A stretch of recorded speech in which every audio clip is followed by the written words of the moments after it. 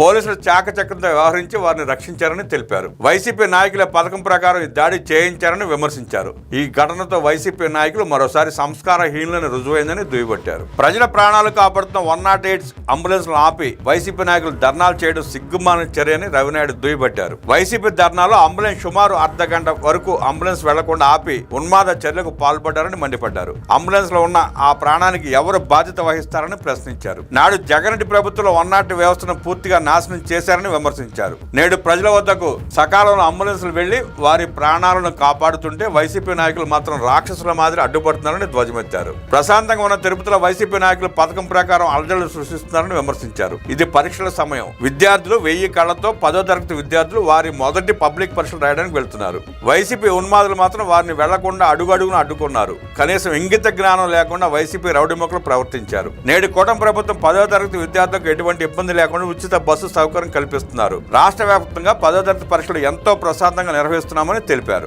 పవిత్ర తిరుమల తిరుపతి దేవస్థానానికి చైర్మన్ గా ఉన్న బిఆర్ నాయుడుపై వైసీపీ గోండాలు పథకం ప్రకారం దాడి చేశారు. వైసీపీ నాయకులు రౌడీలకు మందు బిర్యానీ ఇచ్చి పోగు చేశారు. ఉదయానికే రౌడీలు వచ్చి బిఆర్ నాయుడు కుటుంబంపై దాడికి పాల్పడ్డారు. దాడిలో ఆ కుటుంబ సభ్యులు భయాందోళనకు గురయ్యారు.